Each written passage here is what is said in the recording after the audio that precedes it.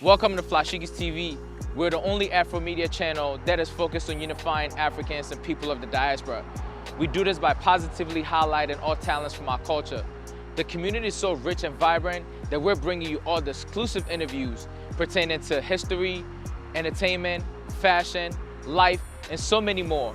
Click the like button, share, turn your notifications on, and experience culture through us. Peace.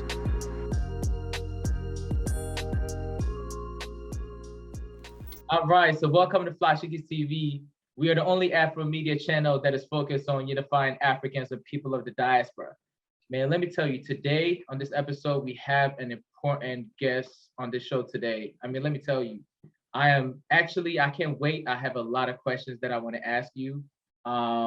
She's a stylist, she's a fashion model, somebody that's actually made a fashion statement in the fashion industry. So, Miss Nyakim, welcome to the show. Thank you for having me. It's so great to be here.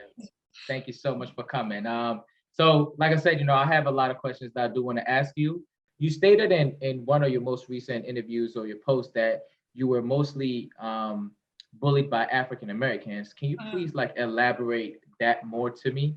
Right. So when we first came to America, we stayed in Buffalo, New York. My family and I stayed in Buffalo, New York. And there was not that many African in Buffalo or Sudanese at that point. It was my mom and my sister family, and then maybe one other family, And at the time, I was 15. So of course I was signed up. I went to 8th grade. So I started middle school.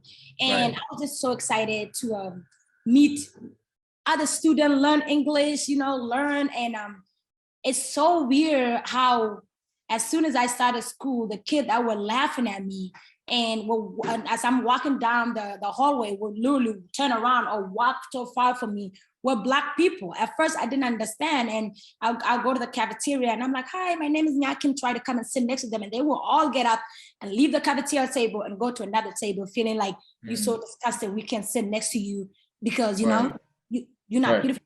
So, and it was just, it was so, at first I didn't know what it was. I was like, why is other Black people making fun of me? We're literally one and the same. We're the same people. And then come to find out, the more research I did on it, or the more I've came to understand is this whole colorism thing in the Black community, right? My own sister had bleached her skin color when she came to America because she wanted to fit into this beauty standard, because she herself has went through self-hate and self-doubt and feeling like she didn't belong. So she bleached her skin to feel like she could belong. So I thought that's what I would have to do. I'm so grateful and so blessed for her because she didn't want that right for me, She's like, not gonna make you happy at the end. But I was like, so if my own Black people are making fun of me, what can I change to fit in? Maybe if I bleach my skin and my complexion become a little bit like yours, I'll be accepted, by them and then by the rest of the world.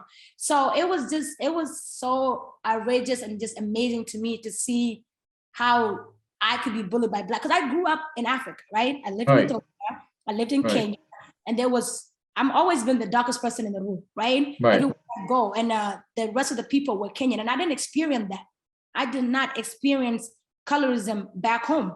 My neighbors were Ethiopian, my neighbor were Kenyan, and they always, lighter than me, So as I did not experience that until I came here, and I, as a child, as 15, 16 years old, they're trying to learn they're trying to learn English, just trying to fit in, they're trying to be happy. It took a lot out of me. It got me to a point that I was so depressed. I thought about hurting myself. I thought about bleaching myself. I thought about I didn't belong, and then there was no one I could talk to that could understood how I was feeling. So it was so, because if a white person is racist to you, right? Or made a racist comment, you're like, okay, you're white, I'm Black, we're not the same people. It makes sense. Right.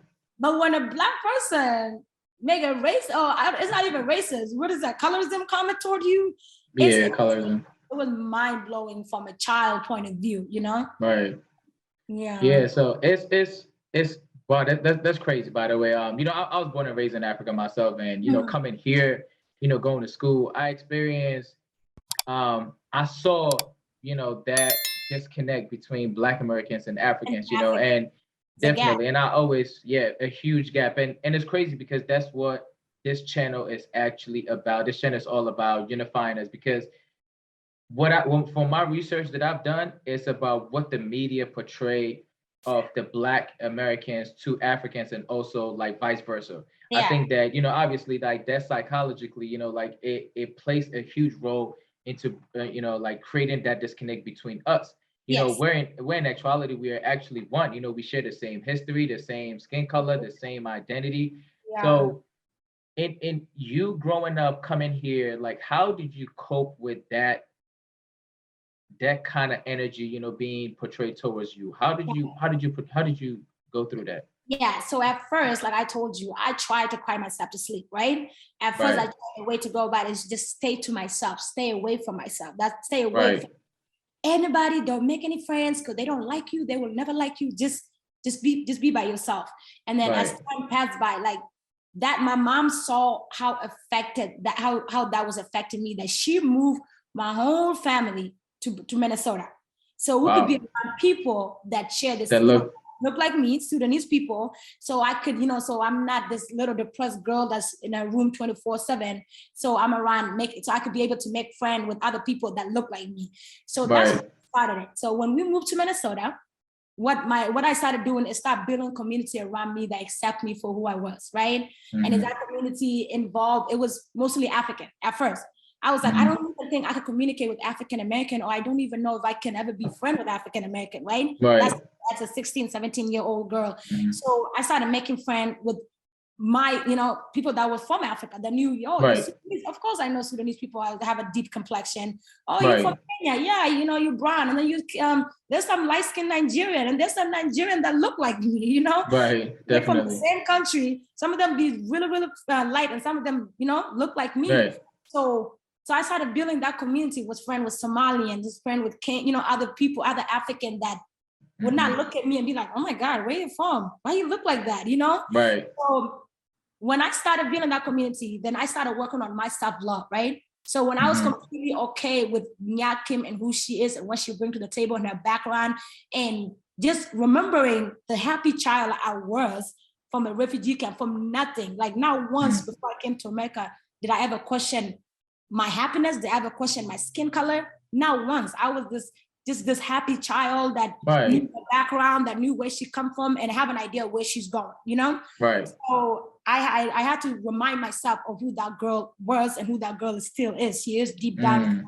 So when I bring that girl out, now when I when I'm in college, I started making friends with African American, and I started speaking to them, and then because there was this one conversation that I had with one of the girls in my classroom, and he was like, wait, some of them generally don't have any idea that people could be as dark as me, literally. Some of them really don't, like you said. So she was sitting there, and then we just started having conversation about Black people, African culture, African American, how we all in one. So I just started seeing before I even went viral, I started seeing myself educating whoever I can about my background, about why I look the way I look, about where I come from, about the whole continent of Africa. We come in all different colors and sizes, and so it came to like some of them generally have no clue. When you think about some African American in America, they think about Africa, Nigeria, and Ghana, right?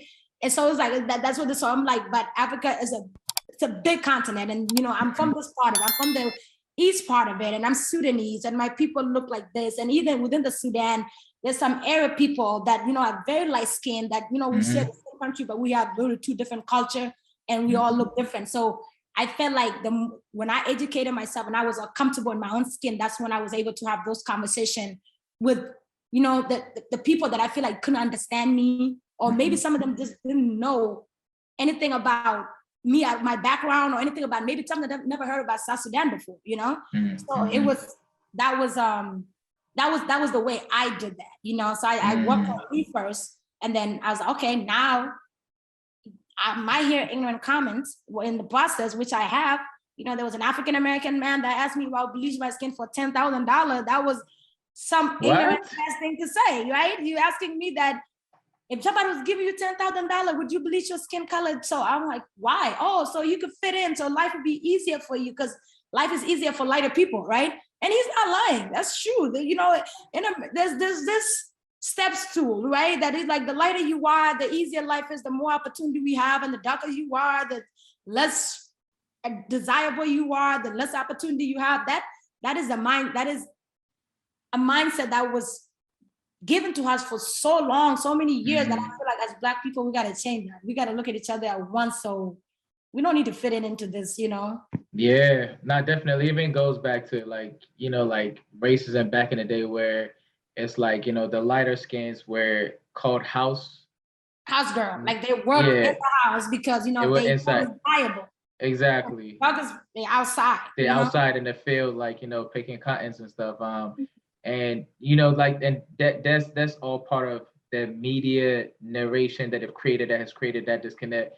And I just like this story that you just said, and I feel like it goes back to you saying that you feel like you were actually a role model as to just a fashion model because you started educating people about who you are, and people started understanding. And sometimes, you know, people are just ignorant, you know, just because they don't have the right information, or there's an information that's been passed on to them and they just took it and they just ran with it. They just don't know anything.